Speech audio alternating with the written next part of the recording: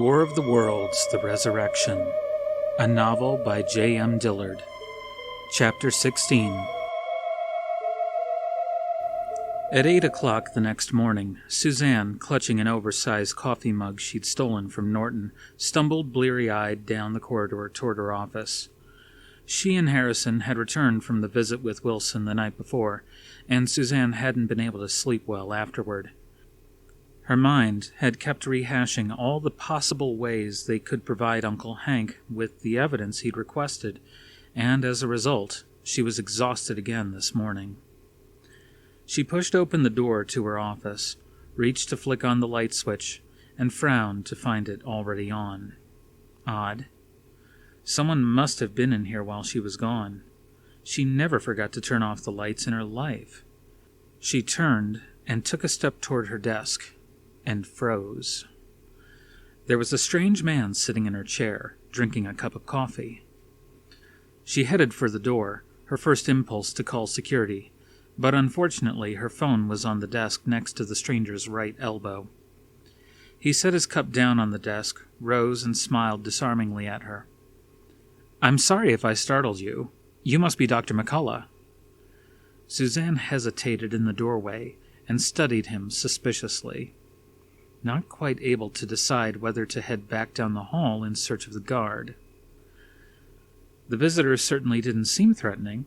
He was a lean, silver-haired gentleman who looked to be in his late 60s, clean-shaven, affable, with an easy charm and rather handsome features. He was casually dressed in a blue cotton shirt and a pair of khakis. "Yes, I'm Dr. McCullough," she answered cautiously. "Just whom were you looking for?" "No one in particular." The stranger picked up his coffee and came around the desk toward her.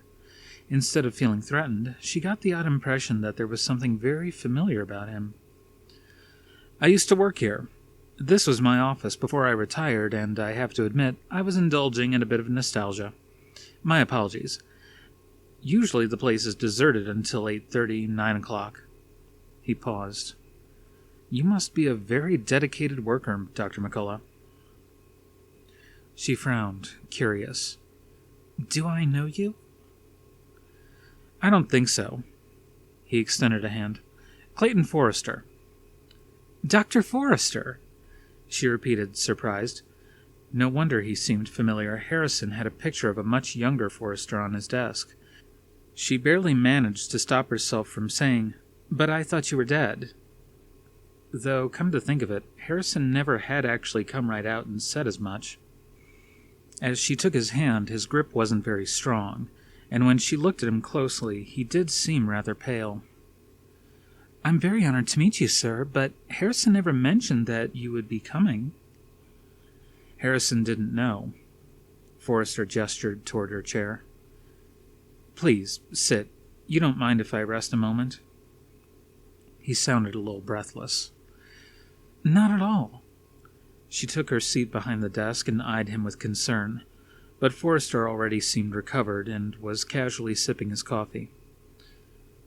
"Was this really your office, Dr. Forrester?" He waved a hand at her.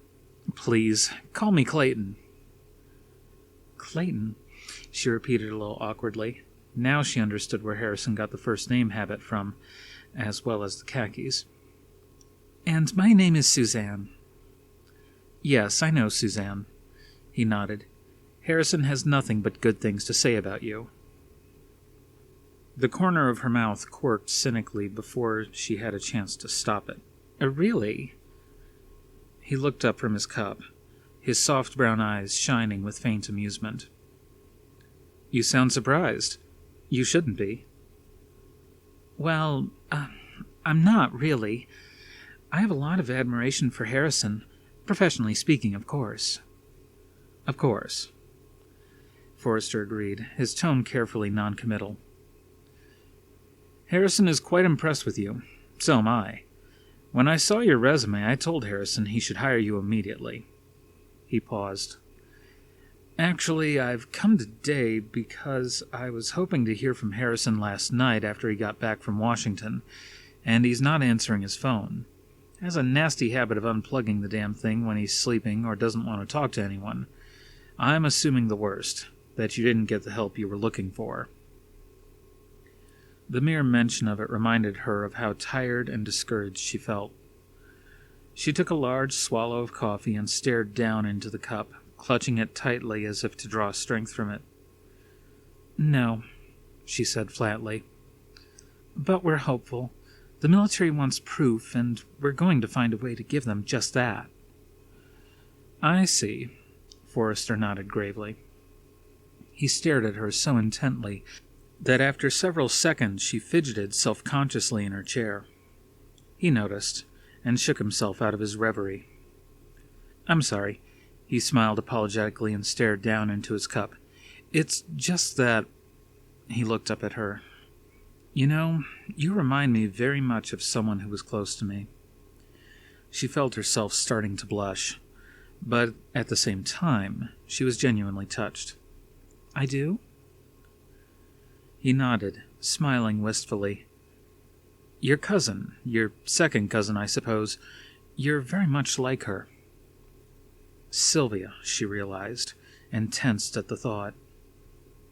Forrester noticed her discomfort and said, "Sylvia was a very brilliant, warm woman, a very brave woman who went through more than anyone should have to." His face darkened for an instant, but it passed quickly. And then he was smiling up at Suzanne again.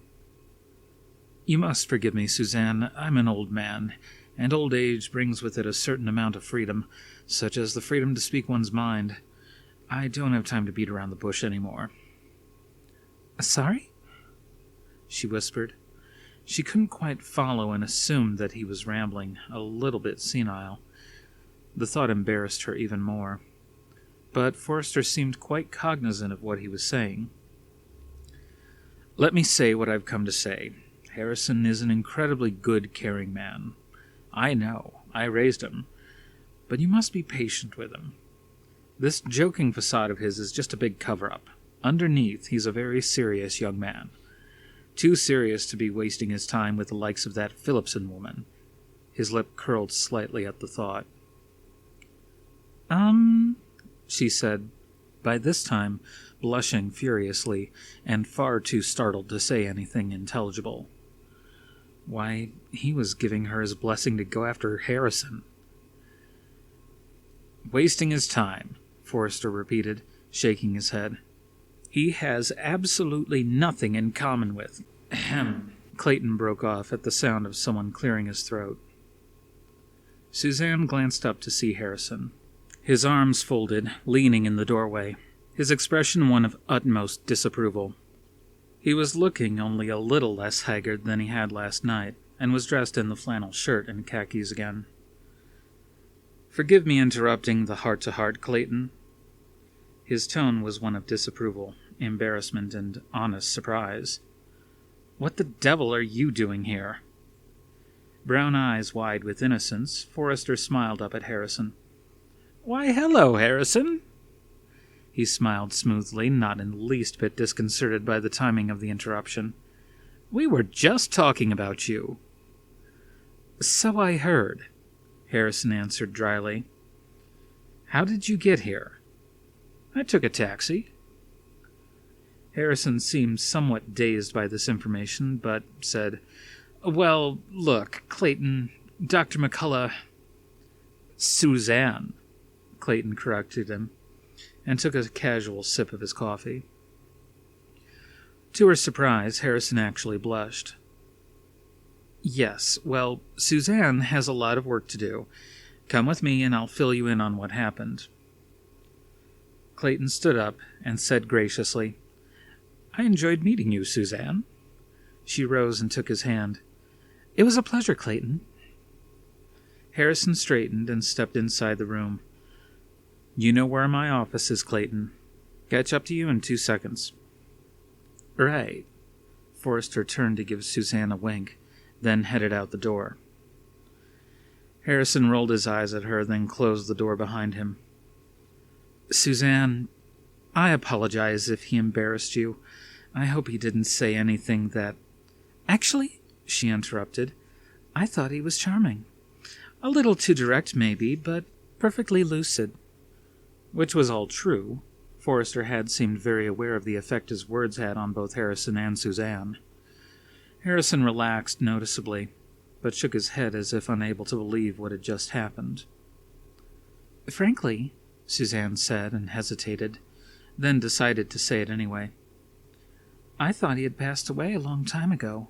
From the way you spoke about it, it was sort of like talking to a ghost.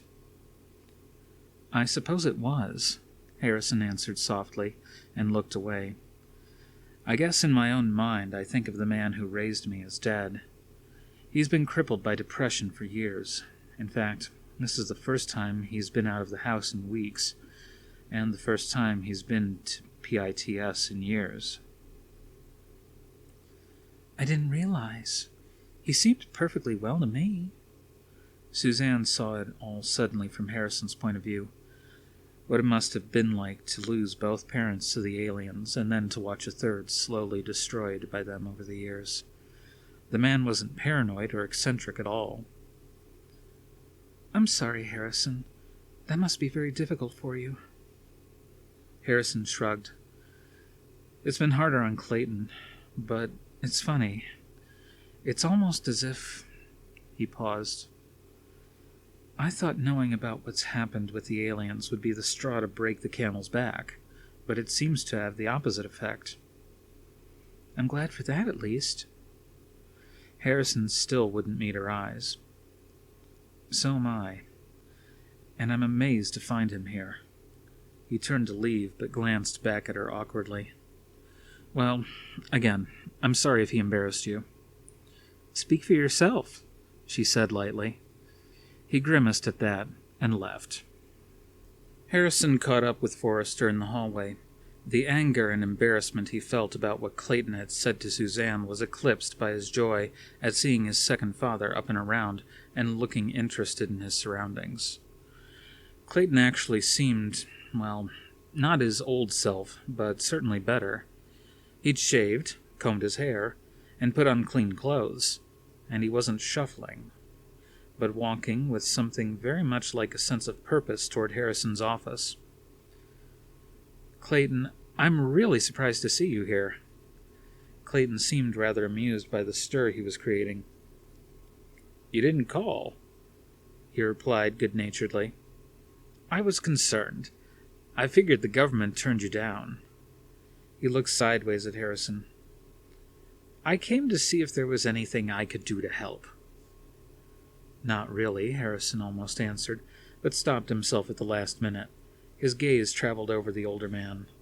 Look at him. He came all this way after all this time. You can't just send him home and tell him he's useless. As they paused at the door to his office, Harrison reached out and laid a hand on Forrester's bony shoulder. Actually, the government didn't exactly turn us down, but they're demanding evidence. I could really use another brain to pick. Let me fill you in on what we're doing. At those words, Clayton's eyes brightened. Chapter 17. Insistent jazz-like percussion was blasting at full volume from the stereo speakers mounted on the ceiling of Norton's office. Harrison stood in the doorway with his hands clapped over his ears and felt his teeth vibrate. "Norton!" he yelled. No response. Oblivious to Harrison's presence, Norton was navigating his chair over to the computer, squinting at a sheaf of paper in his hand. "Damn it, Norton, turn that down!" Norton glanced up just as the chair lowered him in front of his computer console. "Oh, hi, Harrison. Volume down." The noise eased to a tolerable level. "Phew." Harrison entered, shaking his head to clear the ringing in his ears. "What the hell are you listening to? You like it?" Norton moved the upper half of his body to the beat, shoulders and muscular brown arms swaying as he snapped his fingers in time. "Frankly, no," Harrison answered flatly. He was not in a particularly good mood. By mid-morning, Clayton, though interested in discussing Harrison's strategy for providing Wilson with his hard evidence, had become physically exhausted, and Harrison had sent him home in a taxi. Nothing serious, Clayton had assured him. just not used to getting out and around anymore. But Harrison was still worried. "I'm surprised you don't recognize it," Norton retorted. "It's our alien boys. I personally think it beats the hell out of the music they play around here. Did I tell you I was in the cafeteria the other day with Suzanne and heard the elevator rendition of Prince's Let's Pretend We're Married?" He sighed. "The bastardization of art. I almost lost my lunch." Harrison ignored him and peered over his shoulder at the numbers on the terminal screen. "Anything new?" Since the meeting in Washington, Harrison had been overwhelmed by an anxious restlessness.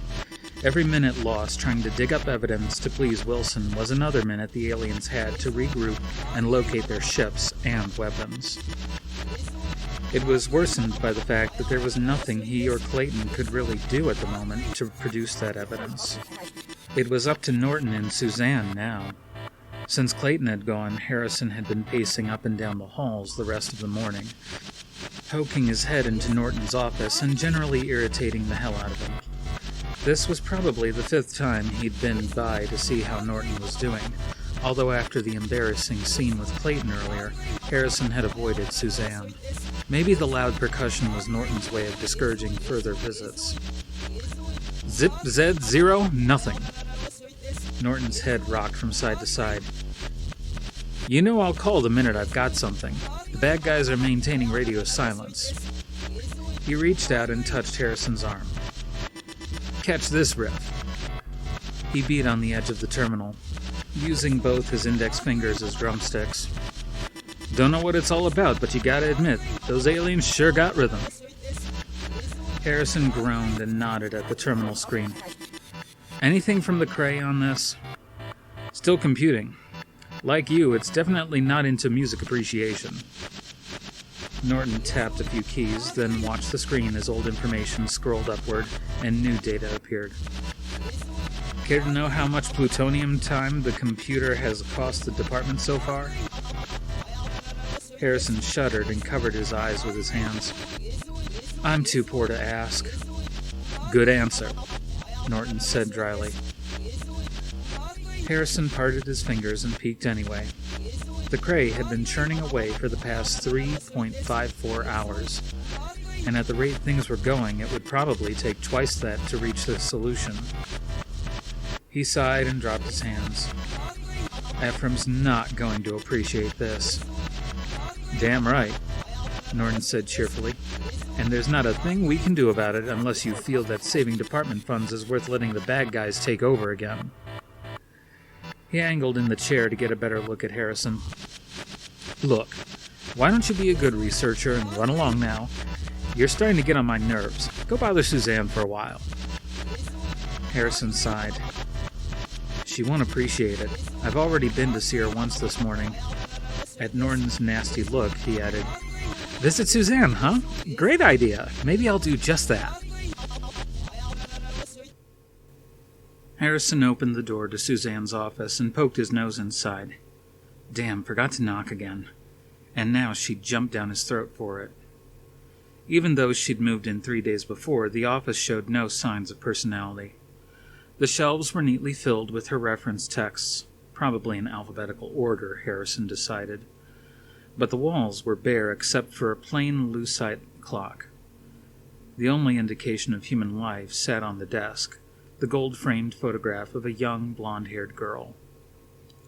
Suzanne hunched over a computer terminal perpendicular to the desk, glancing at a page in an enormously fat reference book. Nearby, some of Forrester's old files lay neatly stacked. She was completely absorbed in whatever she saw, and didn't hear him enter. Harrison cleared his throat delicately. He'd been purposely avoiding her since the Washington trip. They'd been spending a lot of time together, and while he was actually beginning to enjoy her company, he didn't want anyone, including Suzanne, to get the wrong idea.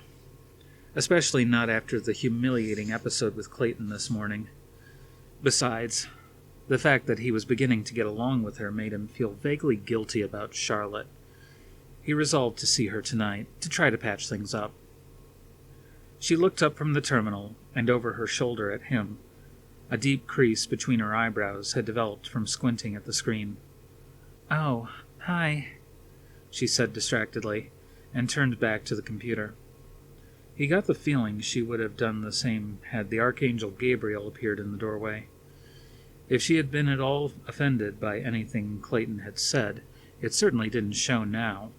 In fact, she seemed to have completely forgotten. He ambled up to the side of the desk and half sat on its edge. She didn't seem to mind. Hell, she didn't even seem to notice. For the first time, he was grateful for her ultra-professional demeanor. "Tell me something," he said to her back. "Anything." Keeping her gaze fixed on a column of figures in the reference book, Suzanne answered, "Almost good timing. Give me one more minute." She typed a number with one hand. She seemed to be focused on a point between the terminal screen and the book. She paused without looking at the screen, then pressed the Enter key. "Okay, we'll have it in a minute." "How do you do that?" Harrison asked. Oh, you mean look at the book and the screen at the same time?" She watched the screen now as her answer appeared. "Easy. It's more efficient for microbiologists to develop independent vision in each eye.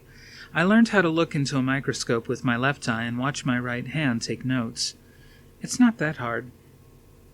Suzanne swiveled in her chair to face him.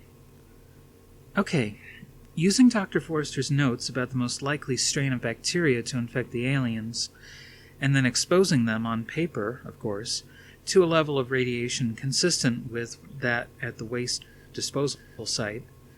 She trailed off and swiveled back to check something on the screen. Harrison leaned toward her eagerly, scarcely able to contain himself. "Yes?" She turned to him again and stated in the dispassionate manner of a scientist, "No bacteria could have survived the exposure. That's assuming you were correct about the nuclear waste corroding that one barrel, so that exposure was direct." "So I'm right." He slapped the top of the desk and leapt to his feet. "I didn't say that," she answered soberly, a little taken aback by his excitement.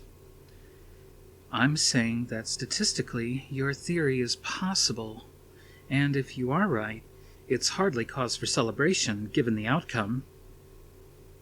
"You don't understand," he grinned at her. "You've just given Uncle General Hank another reason to listen to us, to help us fight the aliens.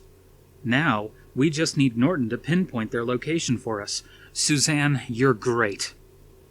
Impulsively, Harrison bent down and took her face in his hands. He meant to plant an enthusiastic kiss on her cheek, but she twisted her head to one side, startled, and the kiss caught her full on the lips. He dropped his hands and drew back, horrified at what he had done. Here he'd behaved so circumspectly on the trip, and now... Good Lord. She probably thought he was making a pass at her. She probably thought he'd put Clayton up to saying those things about Charlotte. "Sorry," he began, trying to sound casual and airy and failing utterly. "That was an accident. I didn't mean to, It's all right." She retreated to the icy professionalism of her first day at the Institute, but her cheeks were flushed. "You needn't explain." "Well," he paused awkwardly, "you've done your part today. Why don't you call it quits and go spend some time with your daughter?" She glanced at the wall clock. "Debbie's not home from school until 4. It's not even lunchtime. And as you pointed out yesterday, time is the one luxury we can't afford right now. I thought I'd take a look at those alien remains you acquired. If they really have remained free of decay the way Forrester indicated, that ought to impress Uncle Hank." "Let me arrange it," Harrison replied so quickly that she frowned suspiciously at him. He shrugged, his expression all innocence. "You and Norton have all the work to do. I'm going nuts around here with nothing to do but pace. Why don't you take a break? Take a nap, or a long lunch, or both, and let me take care of it. I know the procedure. I can reserve a lab faster than you can." "All right." Suzanne squeezed her eyes shut and rubbed at the crease between her brows, trying to smooth it away.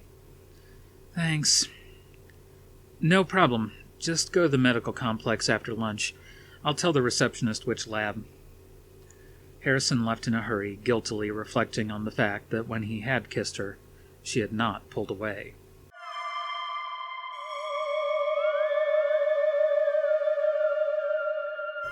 The Pitt Medical Complex was the newest building on the Institute grounds, a 2-story hexagon of sleek white marble and reflective silvered glass. The interior smelled faintly of sawdust mixed with fresh paint. The carpet was still plush and unstained. Incongruously enough, the lab the receptionist led Suzanne to was cheerful and sunny. The entire south wall was one-way mirrored glass, so that those inside could see out, but still have privacy. In stark contrast, Suzanne decided to her frame of mind about the task she now faced. The glass wall overlooked the playground of the Pitt Daycare Center. At the moment, a group of 4- and 5-year-olds were playing catch with an oversized ball. The soft plastic kind with the sparkles in it. The glass muted their laughter and excited cries only slightly. Suzanne watched them for a second before beginning her task. The sight made her think about spending the afternoon with Debbie. Enjoy it. Could be your last chance to spend time with your daughter. Oh, hell. Why was she being so morbid? You've got a job to do. Just do it. The dissection table was the same kind found in a coroner's office. Stainless steel slanting down on one side into a sink, with a handheld spray for rinsing the table clean. She doubted she'd need the spray. After 35 years in a freezer, the alien couldn't be expected to have much fluid left in him. She stared at the lifeless lump on the table, covered by a black plastic sheet. The sheet was a weird touch. She was a microbiologist, not a mortician, and at first she attributed it to Harrison's sense of drama, until it occurred to her that it might not do to have an alien body sitting out where someone could see it. Only there was something wrong with it. The body seemed far too small, about the size of a human toddler. Perhaps Harrison had been able to get only part of a corpse. Certainly the aliens wouldn't have brought any of their young along for the invasion. She took the corner of the sheet in her hand, began to lift it up, and stopped. Suddenly she was a small kid again, pulling the covers up over her head. I can't do it. I can't. It had never happened to her before. She'd always been proud of her iron stomach, of the fact that even as a kid she hadn't flinched when the doctor gave her a shot. Hell, she'd watched to make sure he was doing it right. As an undergrad, she'd dated a medical student, and he'd snuck her in one night to see the half-dissected corpses. He was so disappointed when she looked at the pickled body with clinical interest and remarked, "So this is the spleen." When Debbie was 6 and fell off her bike onto hard gravel, and her knee broke wide open, she and Suzanne had both stared fascinated as the emergency room doctor who stitched her up irrigated the wound and said, "See, Deb? That's your kneecap." Derek had turned green and rushed out in search of the men's room, but the last thing you could call Suzanne was a coward. "Get a grip on yourself, for God's sake. You're a scientist." She straightened, took a deep breath, and started to remove the sheet again. Immediately she felt dizzy and wobbled back a few steps, putting a hand to her head. She closed her eyes and took a few more deep breaths. "Suzanne, you are going to do this. It's dead, or near as, damn it. Either way, it can't hurt you." Outside, the children cheered. Suzanne opened her eyes. A little girl held the ball with pride in her chubby arms. "For Deb's sake." She squared her shoulders and went back over to the dissection table, then resolutely threw back the sheet. Face up on the cold stainless steel, a plastic E.T. doll smiled innocently at her. She gasped. For a moment, she stood stunned. Then seething fury overtook her. She stalked over to the phone on the wall, yanked the receiver off the hook, and mashed down the numbers of Harrison's extension. He answered on the first ring, his tone amused and expectant. He'd been waiting, the bastard. "Blackwood, you jerk!" she began, stopped, not knowing what else to say. Several seconds of silence passed between them. She could have sworn she heard him grinning on the other end of the line. You... She tried her best to maintain her anger, but in the end she lost and burst into soft, helpless laughter.